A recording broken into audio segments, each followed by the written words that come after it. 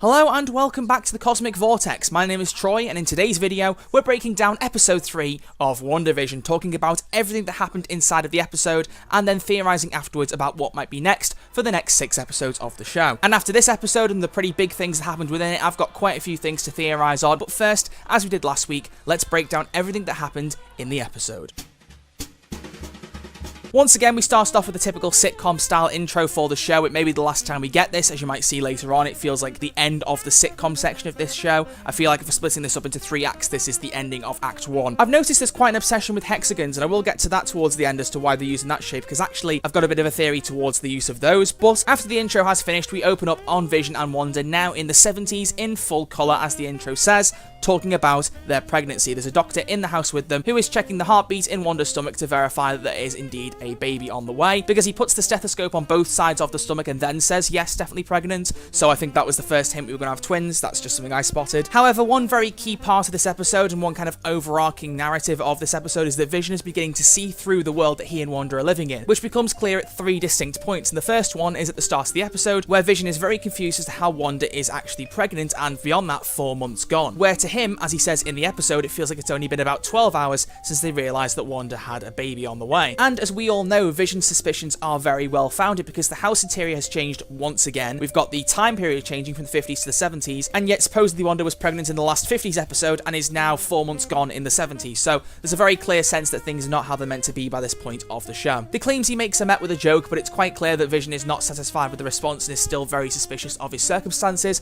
but he lets it slide for the time being. Vision sees the doctor out of the house, who heads off talking about a holiday he has planned with his wife, and then Vision sees Herb cutting his hedges in the adjacent house. But the hedge trimmer starts going into the wall of the property, and when Vision points it out to Herb, he thanks him for noticing it and then continues to do so. A little bit of a strange thing, and again, another little sign that things are not going well anymore. But when Vision returns to the house, he realizes that Wanda has got even bigger and is actually 2 months further along than when he left the house with the doctor, which leads quite nicely into the next scene, where they're decorating the spare room, getting it ready for the baby, and talking about some of the possible names that they may have. The 2 names they've got for the baby being Billy and Tommy, both of which being boys' names, and both of which being the names of Wanda and Vision's children in the comics, Billy and Tommy being characters who take on the aliases of Speed and Wiccan, and both of which are the children of Scarlet Witch and Vision. But the baby mobile they've placed over the crib comes to life when Wanda gets her first kick from the baby, suggesting that during the pregnancy, her powers are a little bit less controllable. Vision predicts 3 days left until the baby is born, based on how quickly the other 6 months of the pregnancy have gone. After Vision practices speedrunning and nappy change, they then have a conversation about Wanda getting Braxton Hicks contractions, but as the contractions continue, Wanda's powers again begin to go a little bit out of control, as the sink overflows, the ice machine in the fridge breaks, and a whole power cut across the neighbourhood is triggered by Wanda's abilities, turning off the power in all houses, including and around their property. Vision goes outside to check this and then comes back to Wanda to inform her that the entire neighbourhood is suffering from a power cut, and then they have a small conversation about the state of their neighbourhood, the second sign that Vision is starting to lose faith in the world he's living in. He first off refers back to Mr. Hart's dinner in the first episode, where things didn't go quite well, then brings up what he just saw Herb doing with the hedge trimmers in the wall, and then suggests that he thinks something's wrong. Wanda looks visibly distressed by Vision's statements, and then all of a sudden, the episode rewinds once again before Vision states all of his concerns and simply reassures Wanda that everything will be okay. This rewind, however, was much more subtle. Instead of an actual rewind TV effect on screen, it went black for a fraction of a second and jumped around a little bit around the frames where Vision is stood up, and then proceeded as normal. It's kind of gave you the effect that maybe your internet wasn't working properly, and then you realise, oh no, it's been rewound again, something's going on. Once again, adding to my theory that Wanda is in control of this reality. That's the second time now that she's seen or heard something she didn't like, and bam, it's been undone just as fast. But then it's ad time once again. This episode has another mid-episode commercial, just like episodes 1 and 2, and this one is for Hydra Soak, a nice little soap bar that is supposed to make you relaxed when everyday life is a bit of a struggle. Not my favourite advert, in fact probably my least favourite of the 3. It's quite cool, but I've got very little else to say beyond that. After the ad break is over, Vision tries to ring the doctor up and tell him the baby's on the way, but the phone lines are also down, and so Vision sets off to run to the doctor's house very quickly and bring him back to help with the labour. In the meantime though, Wanda hears a strange strange noise coming from the spare room that they've set up for this baby, as in that scene earlier in the episode they painted a picture of a stork on the wall, and as we find out in a few moments, that stork has come to life. Another side effect of Wanda's powers going out of control, but we don't actually get to see this immediately, as before Wanda can investigate, the doorbell rings, and who is at the door but Monica Rambeau herself, still however going under the alias of Geraldine. Wanda puts a coat on to hide her pregnancy from Geraldine, which I found quite interesting. It almost gives an impression that Wanda is still aware in the back of her mind that things aren't real, but is still trying to ignore it, because why else would she hide the pregnancy? But it seems Geraldine has had the same problem in the house that Wanda and Vision had about the water breaking, causing massive leaks in the house, so she's come over to try and get a bucket from Wanda and ends up getting caught up in a conversation with her. During this chat, she's telling her about her temporary job and how she's been hired on full time, whilst at the same time the stork has been revealed to be alive and is coming out of the room and walking up towards Monica. Wanda makes several attempts to make the stork disappear with her powers, and as well just tries to make general noises to get the stork to stay away, which actually does work. Monica at one point does hear some noises and gets very uncomfortable, but Wanda is able to persuade her immediately, and Geraldine calms down and goes back to conversation. Once Geraldine is done talking to Wanda about her promotion, she then asks her for some office supplies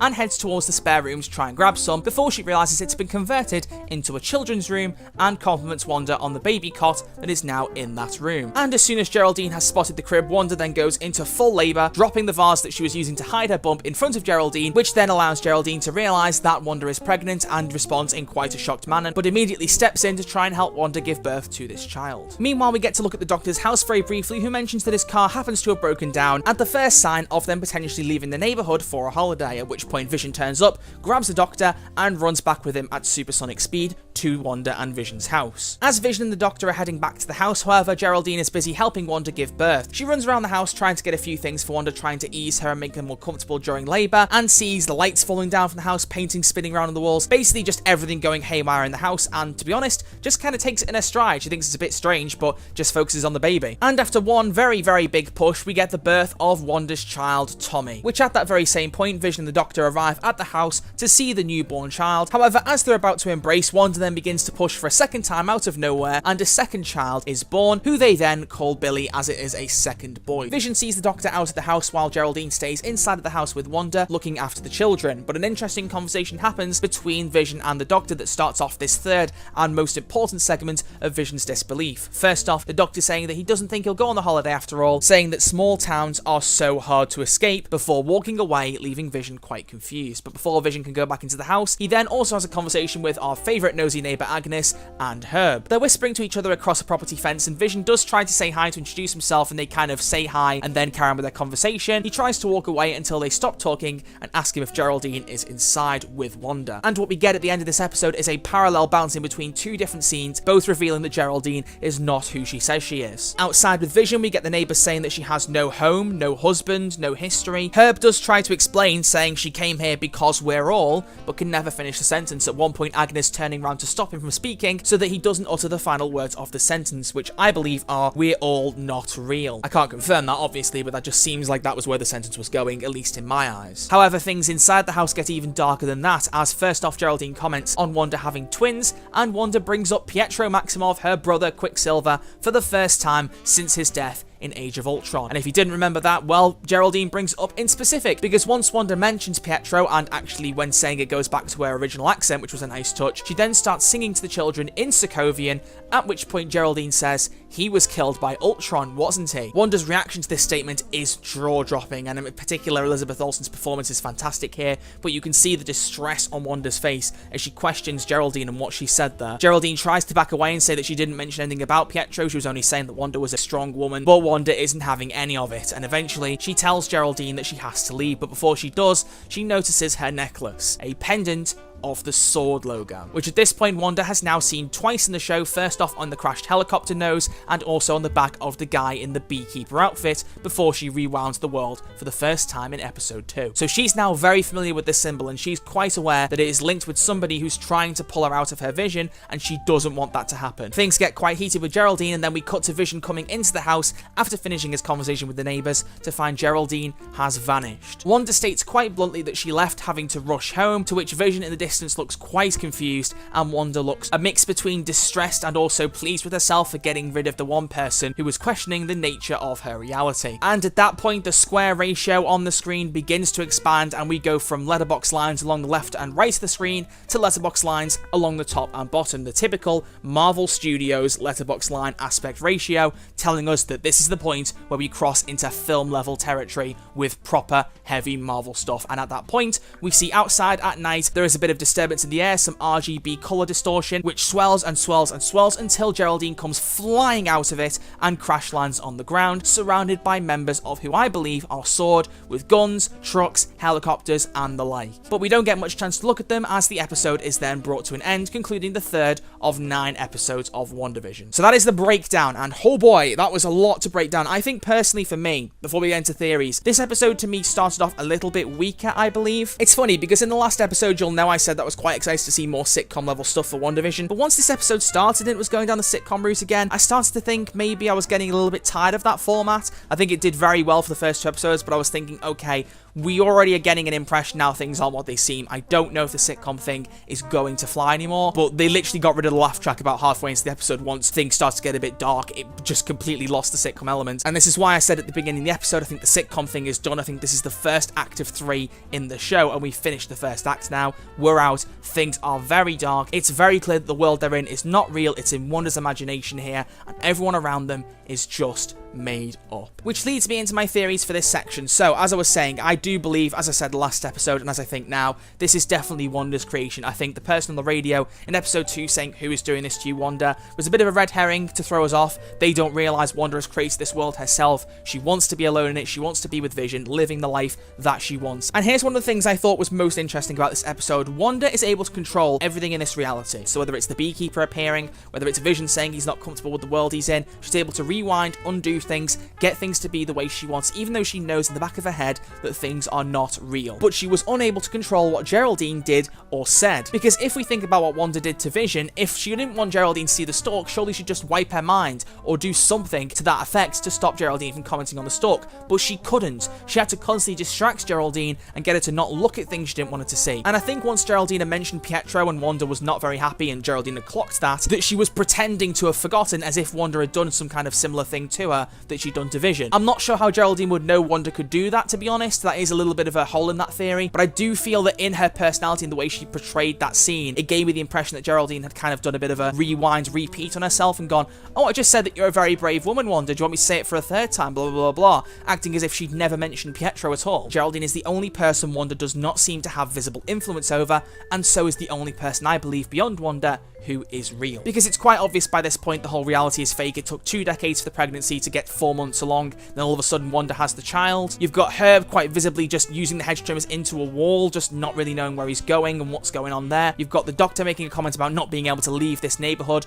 about it being so hard to get out. Vision's clearly got his doubts as well. Everything is beginning to collapse around them, and the positive, happy-go-lucky facade of this neighborhood has been lifted. As I said earlier, I quite liked the links to the wider Marvel universe, mentioning Pietro for the first time since Age of Ultron. We've also got her singing Sokovian. I did mention earlier though as well with the hexagons in the intro and the outros for a lot of these episodes, and I do want to touch on that very briefly. When Stan Lee and Jack Kirby first created Scarlet Witch, the only key power they labelled her with was called hex powers, and it was those hex powers that were used to create both Billy and Tommy in the comics. Obviously hex powers, hex 6 linking to the hexagons, similar shape. I think it's a bit of an Easter egg, bit of a hint at her hex powers, and of course would explain in turn why these kids came to be, because let's face it, it's very clear these kids were not conceived normally because the pregnancy came up out of nowhere. Vision didn't see it coming. I mean, it literally boiled down to a joke about when a man and woman love each other very much. I mean, they didn't need to do that if Vision had confidence as to where these kids had come from. I'd also like to explore Geraldine's little story a little bit more, because it does seem like a bit of a throwaway thing whilst Wanda is trying to distract her from the stalk that's going around the room. But Geraldine is mentioning that she got a temporary job with this boss and then impressed her and got a full-time promotion. But we know from the necklace around her neck that she is working, or at least somewhat associated with SWORD. So my personal theory is that SWORD has developed as a whole group, as a kind of SHIELD replacement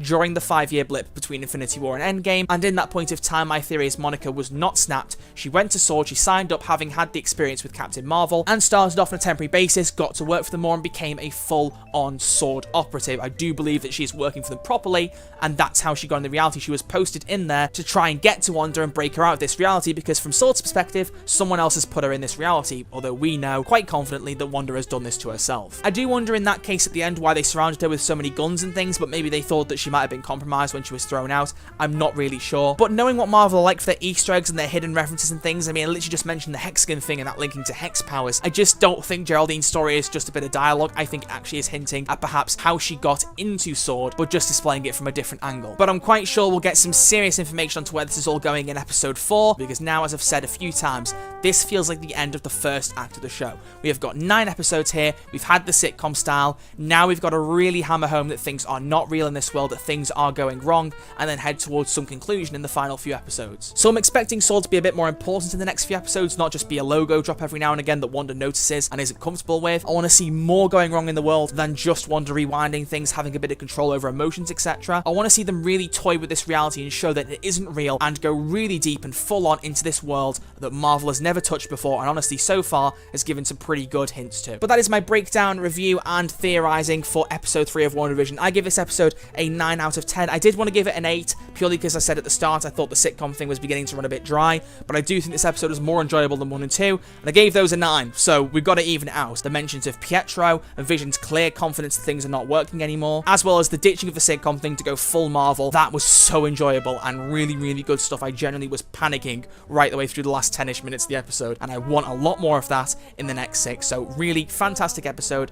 Thoroughly enjoyed it, and I hope that you guys did too. I hope you've enjoyed this video breaking everything down. If you did, like last time, you know what to do. Make sure you leave a like on this video to let me know you've enjoyed, and make sure to drop a subscribe on the channel if you haven't yet and you want to see more Marvel things and other stuff beyond that. I'm planning to do some Doctor Who videos soon as well, and hopefully something Star Wars related at some point too, since that is also in the tagline of the channel. But thank you all very much for watching. I hope you have enjoyed. As I've said, leave all your thoughts, etc. down in the comment section below. I will see you all next Friday with a breakdown with episode 4 of WandaVision, and hopefully sooner with some more content on this channel. Thank you to everyone who has supported it since the first video, and I will see you all soon with another video. So until then, look after yourselves, stay safe, and thanks for watching the Cosmic Vortex. See you soon.